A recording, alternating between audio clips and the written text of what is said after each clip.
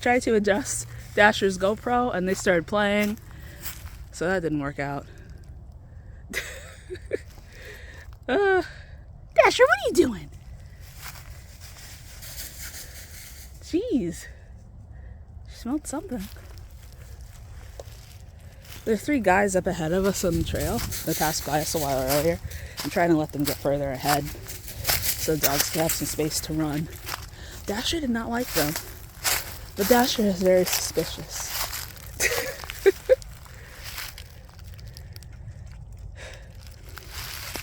Hey, Addie. Hey, Addykins.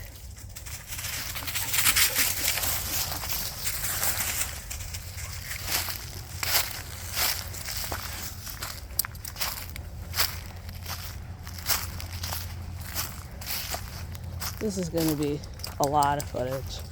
Oh, no. Yadkin. Here. Hi, Dasher. I just want to make sure. Uh-oh.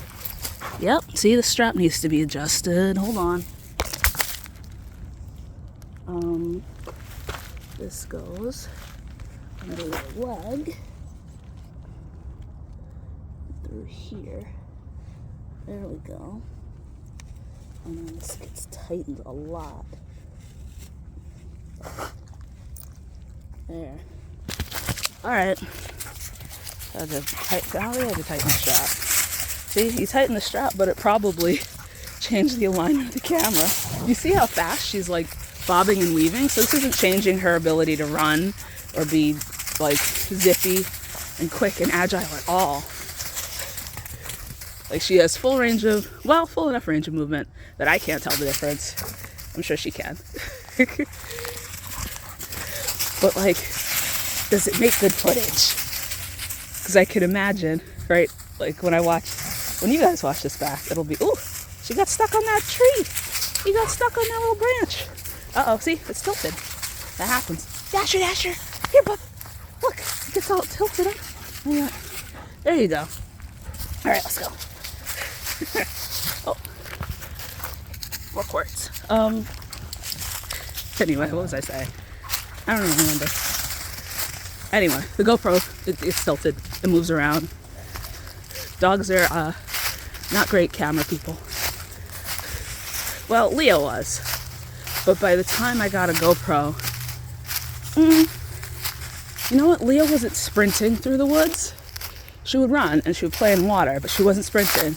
And she wasn't wrestling another dog.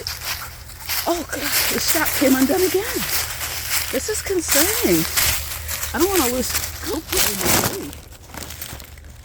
Look at this. Okay. This is concerning, Dash. This thing is coming undone. Okay. What are you going to do about this?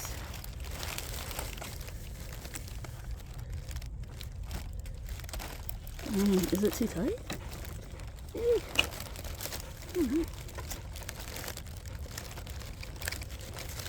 Maybe it's that it's so tight that whenever you pull it comes undone. This is a terrible video. Already we've had 2 instances of just like dead, this in the leaves. I guess it's not dead air. You can hear me, but like dead screaming.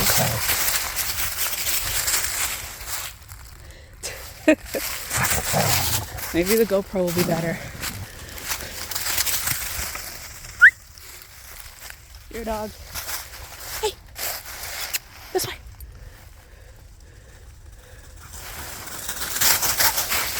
Good dog. There's a hiker up there. He was sprinting right towards me.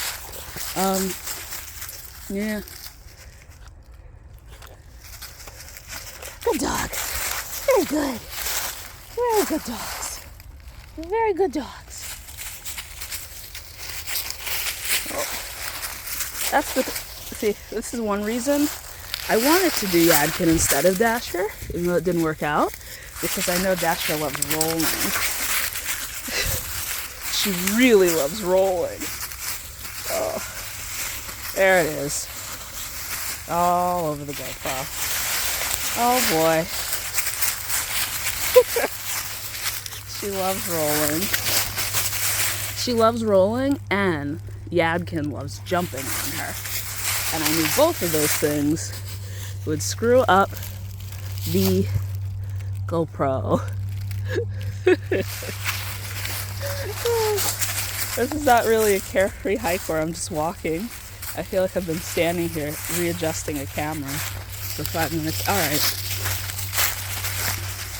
Well, I try to time these. You know, anybody who wants tips to find good off-leash time for their dogs, you pretty much have to not go at optimal times. Oop, someone's got the runs. Really earlier than everyone else, later than everyone else, around bad weather. And bad weather for you is not the same as bad weather for a dog. I don't think they believe in bad weather. Well, Dasher hates thunder, but that's about it. However, today, I'm kind of unlucky. We got started later than last time when we were here. And it's not even a weekend, but it's bad luck in terms of running into folks. I try to avoid them. So dogs. But speaking of, even thinking all the way back to like last December when we stopped at that park somewhere in South Carolina so we could all blow off some steam from the traffic. They've been very good with their recall during hikes because I usually don't have much notice of like, oh, there's like people coming ahead, and I do a whistle recall. It's the only time I do a whistle recall, and they've been really good at coming right back immediately. And it's not like they don't see the people. Like, ideally you want to catch it as soon as possible before they have a chance to be like riled up, locked on them. But they've come. So that's been great. I mean, you want to give them successes with training, right? I don't want them to have the opportunity to realize that they could ignore that whistle recall. And that, like, actually it might be way more fun to go run at some person on a trail and bark at them. Now, the asterisk with that is these incidents have mostly been with other people. What about other dogs? I think a dog would be a lot more of an ask if they saw another dog up ahead on the trail and I was like, come here. I'm not sure what they would do. Genuinely. I don't even have my treat pouch to like lure them. And I don't think, like for Yadkin, food is not as enticing as another dog. Definitely not. For Dasher, maybe. I'm flipping a coin. I don't know. I guess I'm not a person who's like believes in like bomb-proof dogs. Like, oh, my dog's bomb-proof. It's temperament. My dog's got a bomb-proof recall. My dog's does it. I think it's all very situational. Like, I notice, like, you know, one of my favorite dog training YouTubers says, like, there's an inverse relationship between, like, exercise and anxiety or whatever. And lots of dog trainers have always said, like, a tired dog is a good dog. So I will say, in terms of, like, their recall in loose-leash situations like this, I think the fact that we do all these hikes so often, and we have a lot of practice of me, like, calling them back in, and then they're on leash for a while, and then I let them back off. So they know, it's not like, you know, it's always the end of the hike. And they know that there's always more hikes, so it's not as big a draw for them. And, I don't know, it's just practice. And also, oh, right. The fact that, like, as soon as I let them off the leash, they usually, like, explode, running all over the place, jumping on each other. You know, they're excited, they're happy, just buzzing around, right? If I called them back immediately in that moment, I don't know if I would get good compliance from them with that. If I called them back right now, and they've been running around for like 15 minutes or so, right? They've gotten their first burst of energy out. Like, yeah, they're way more likely to listen. So that's also a factor. Is like, I would never let them off leash and then immediately call them back. Because that's just like cruel. And the only dog I've ever been able to like call back when it was like immediately full on sprint towards like an animal has been Dasher. I think I got a video of that. I don't think it's on YouTube though. It was when she was a puppy. Maybe she was 6 months old. And it was when we lived in Virginia. And it was winter. There was a big winter flock of robins in this field I used to take her and Leo to. This undeveloped field. Great for like walking distance from where we lived. It was great for letting the dogs off leash to run and play and stuff. Wonderful place.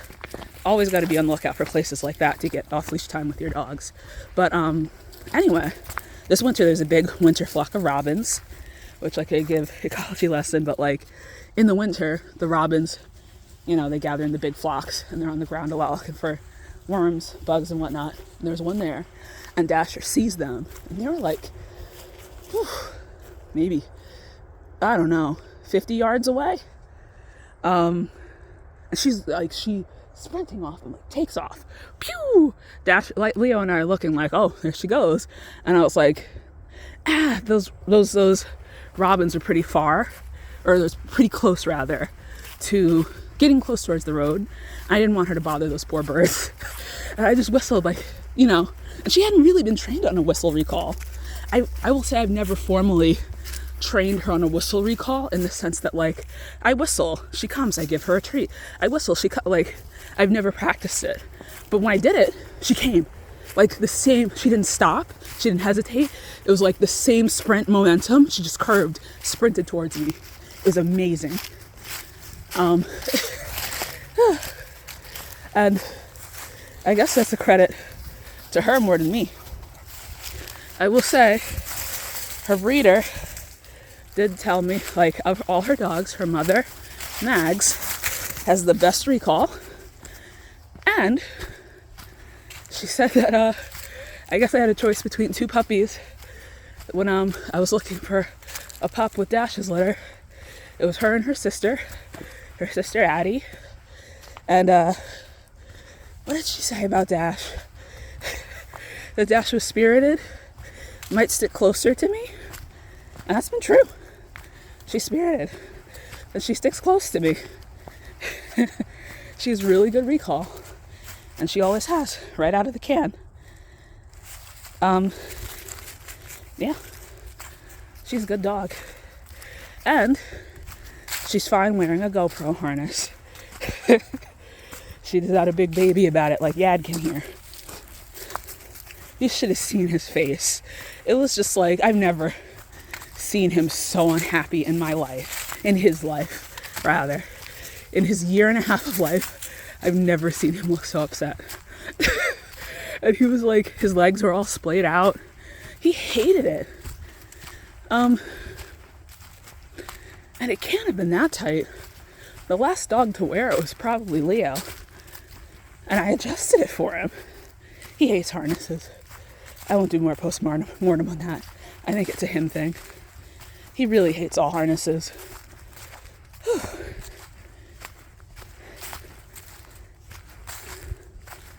He really hates them. I've never seen a dog hate him so much. I wonder if he'll like clothes. I'm going to try to put clothes on him and see if he has the same reaction. That would be funny. Now, Dasher does not like clothes. She's fine with harnesses. Doesn't like clothes. Anyway, we're out here. It's a lot later than I would like. I actually brought a headlamp for this because I wanted to try to push it a little bit. But I'm not even sure that's worth it at this point. I think, I think it's hard for you guys to tell on this camera, but the light just kind of took a turn. This is annoying. I keep getting out here way too late to go as far as I want.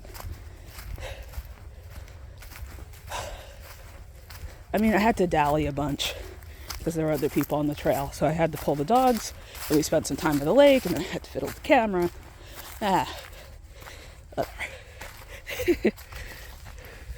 Anyway. Oh, there was something there were things here that I wanted to film and talk about that I didn't last time that are very different from when I used to come here before. Like, they built a bridge. I'm not going to get there today, but if I did, I would say they built a bridge over a stream that used to just be a stream crossing. Ooh, is this a cottonwood? I don't know. I can't tell.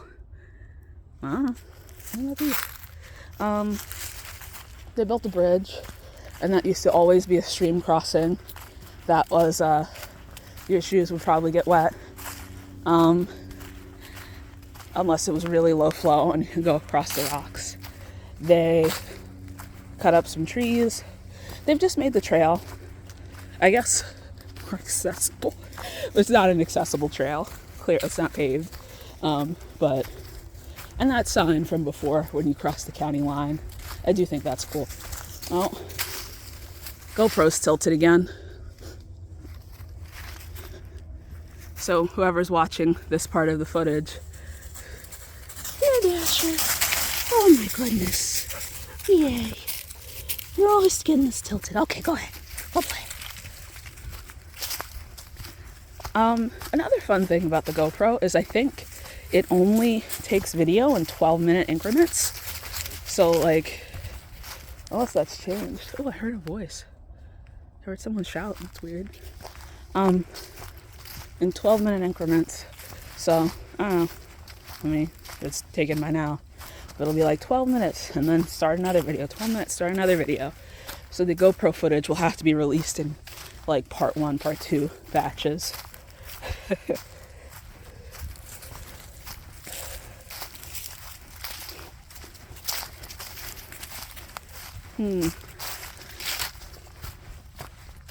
wonder what the time is.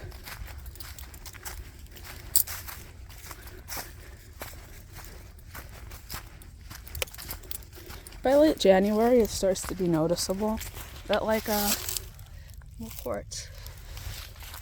Like the days get a little bit longer, but it's kind of tricking me because it's like the days are a little bit longer, but like not enough for this kind of hike where you're out in the woods and like the trailhead is by a very busy road and there's a lot of slippery mud and you kind of want to be able to see. So, like I would say sunset is closer to 5:45 than 5:30 by this point in January. But is that a really meaningful difference in the forest where there's less light because of the trees and the ground is more treacherous, so you need better light to navigate or to not trip and all that jazz.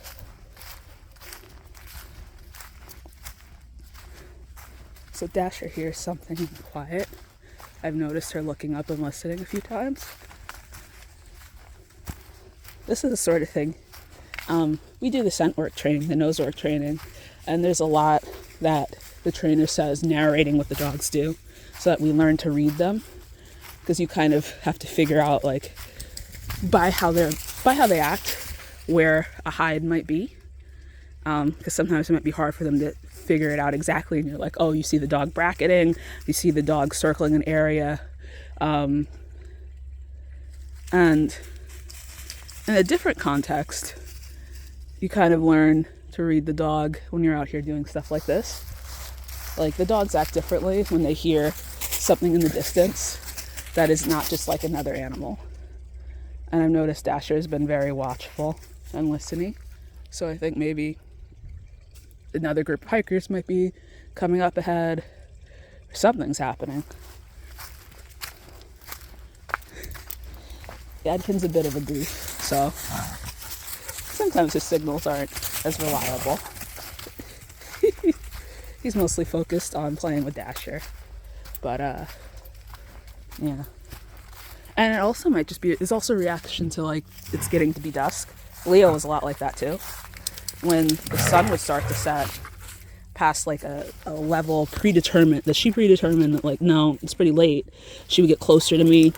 She was very, very good about ignoring other people and dogs on the trail. But Sorry, I'm readjusting the GoPro again. Again, I'm doing this. Ugh. I think we need to get this fit right before we come out here next time. She would get closer to me. She would start to get kind of suspicious of people. I know this because once we got caught out in the dark in Umstead, had to call a ranger to come get us. And when the ranger came, she was like, get the hell away from us, which is not how she usually was with people when we passed. She was just like, she just acted differently because it was dark, basically.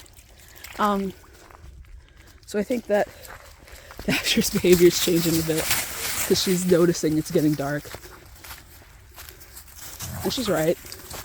It might be time to turn around, which is disappointing because this is even less far than we managed to get last time. Good girl. It's my own fault. I had all day to get out here, and I didn't do it. All right, we'll go back. I brought a headlamp, but will the headlamp keep me from slipping in mud? Probably not. I think I deserve like a cookie for being so responsible. Whew.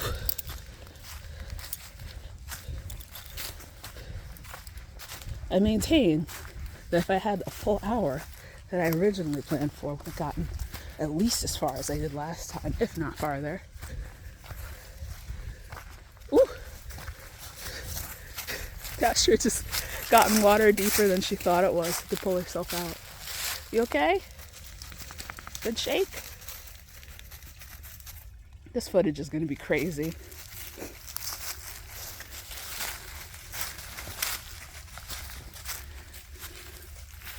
Where's she off to? What are you doing up there, you silly dog?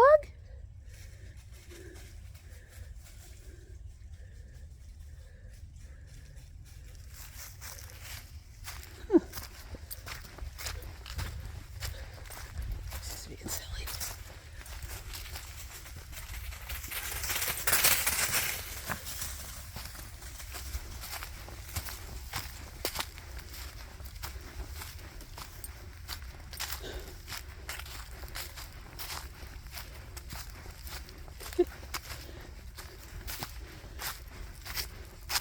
I hope the GoPro is picking up, it's not tilted. My worst fear is it falls off her. If it ever fell off her, I'd have to really think hard about, like, looking for it at this time of night with the amount of ground they can cover. Would I find it? It could be, no, it hasn't. Oh, it blinks, so that's good. It's got a blinking red light. Hopefully it lands and the light is facing up. Yeah, if you watch some dog people talk about the dog GoPros, that tilt that you see right now on her back is very common. Because of like what I said before about how when the dogs move, their shoulders go like this, side to side, you know? Like their body's moving that way.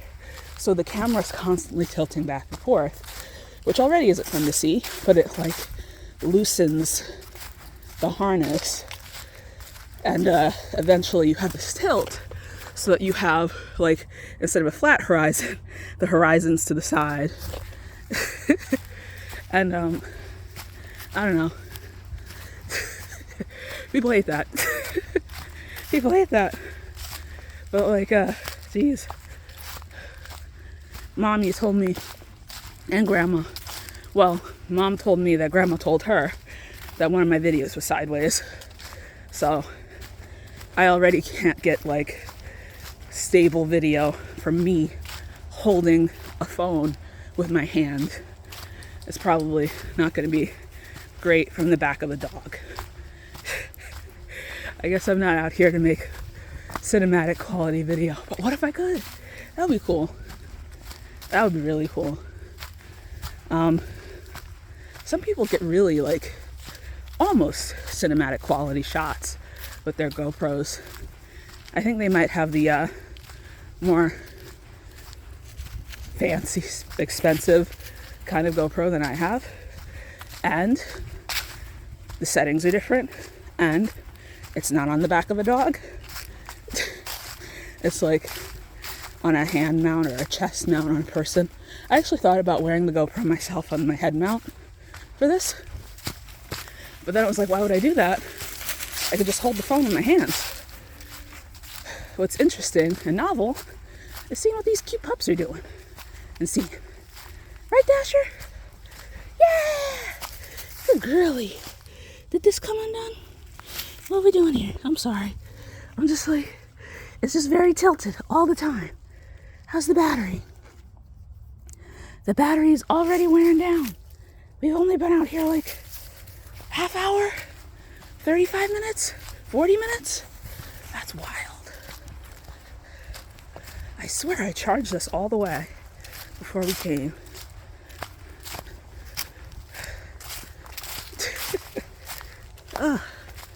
So, yeah, Leo was a great dog, and I think she was the best dog, the camera dog, because she was like as steady as a dog could be.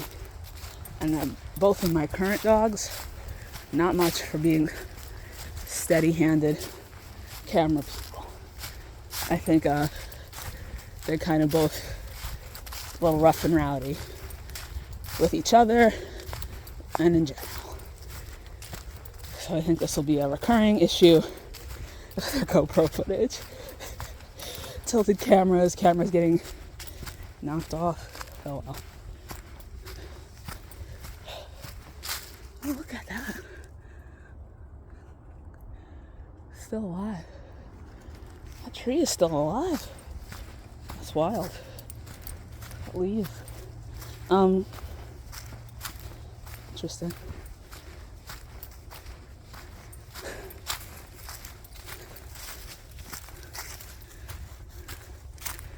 Dash is getting some shots of these beautiful ferns in the woods. All these wild grown ferns. Good for you, Dash. I don't know where Dad went. He's up out on the trail watching us like, what are you doing? Why are you guys down there? He's like standing there staring at us like, what are you waiting for? Bye, Dasher. Bye, Dasher.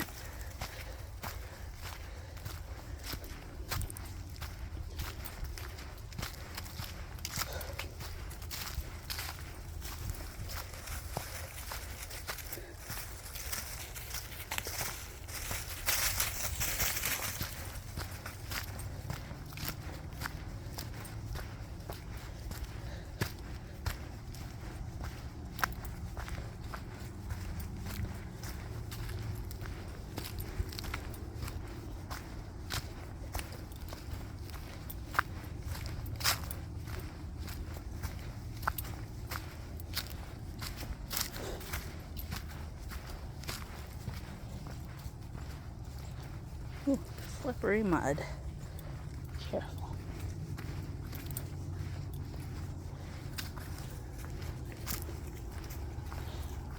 I remember the very first time I did this trail, and when I got to this part of it, because you start out, in the woods following the lake, and you come out here, and I thought I did something wrong. Like I started at the wrong place, that this was the trailhead, or this was like a parking area. I got, lost. I didn't know what, because it's just a power line swath through the woods here, and the trail kind of curves, comes out of the woods, goes back in the woods that way. But it confused me the first time I saw it. Now, I think back then I was kind of new to doing a lot of hikes too. And now it's just like every time you go in the woods deep enough, you eventually hit a power line swath. Well, I guess if you're really deep in the woods, if you're in the back country, there would be no utility lines. But a lot of hikes I've been to, there's like, a sewer pipe, a power line thing, and they'll just be, or like an access road or fire break. And I think I've mentioned this before, I kind of like those areas because it's usually like you're in the woods and then it opens up and creates this like unnatural meadow. And it's like, oh, I can see the sun. Look, some light's getting in. That's fun. That's a fun change. And that's because a lot of the places I hike are forests. Pretty closed canopy forests. And sometimes I'd like to see a little sun. I think it's very different from out west. Because I look at a lot of videos of people hiking out west, and it's a lot of really mountainy, cliffy, craggy locations. I think it's a big difference from Dasher, come here. Camera's tilted again. Look at this. Oh my goodness. Good girl. You're a good girl. Yes. Good job. You're great. You're fantastic. You got a little mud on your nose. What's he up to? Get him.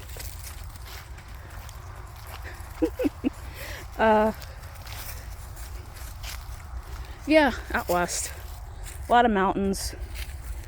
Oh, bones. Hey, good spot, dogs. So the last few carcasses we found were obviously hogs. This has got to be a deer. Good job, pooches. Yeah. Got some deer bones. That's fun. It's just some leg bones, though. Not like a cool skull like we found for those hogs. That was great.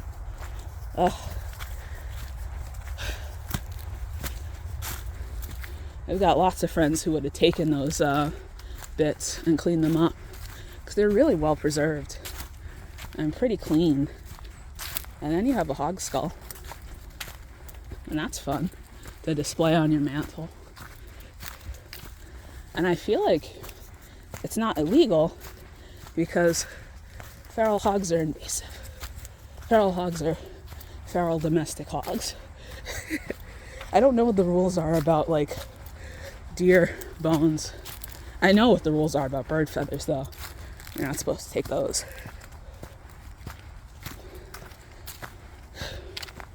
Anyway, I do wonder where those guys ended up.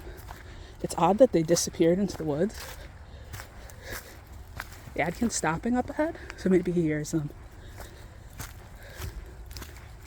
Or maybe he's waiting for me. Dasher stopped too.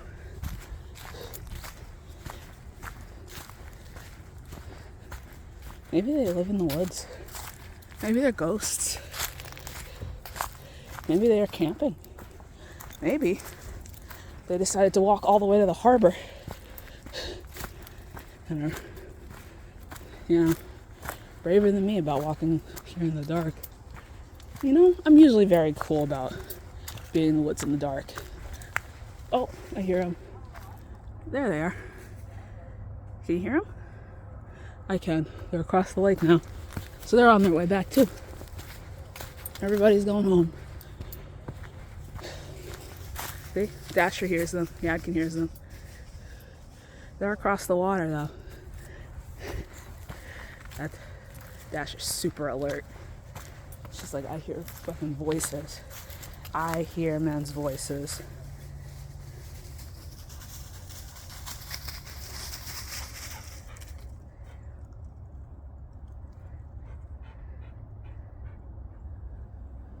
I see them. One.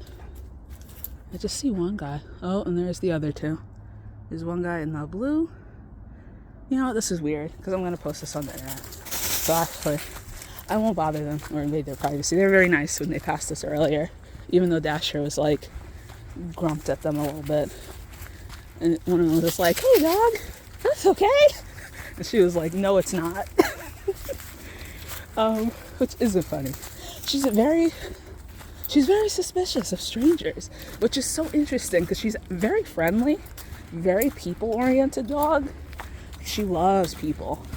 She loves to sit in people's laps. But like strangers, I've had that happen. Strangers have come up to us when we're just on a regular dog walk in the neighborhood. Everyone's like, "Hey, can I pet your dogs?" Whatever. Yadkin's like begging them to pet him. Yadkin's straining on his leash like, "Oh my God, I want to jump all over you." And Dasher's like, "I don't know." And I'll usually like, "No, it's okay." I had one guy just be like, "It's fine, I love dogs." And Dasher was not having it. Dasher was barking at him, and I was backing away saying no. And he was still coming. It was bizarre. And then here comes Yadkin. Yadkin's like, you pet me? And jumps on him, which I said he would do. It's so interesting because it's like Dasher's nervous about strangers. Yadkin jumps on people still. And I'm like, just don't come here and pet the dogs. And people will not listen. People really want to pet dogs. People's feelings are hurt when the dog mistrusts them. Because, like, he did, like, get to pet Dasher a little bit. Because he was petting Yadkin. And then Dasher was like, well, you're petting him, you should pet me too. And here, Dasher, wait. Gotta fix the camera again. I'm sorry, girl. Being a camera dog is a thankless job. There goes Yadkin running after something. Anyway, so like pet her for a few seconds, and then she remembered she didn't know that man. Barked at him again. It's so interesting how different their personalities are. I had somebody, a trainer once, call Yadkin very golden retriever-like. I would agree with that.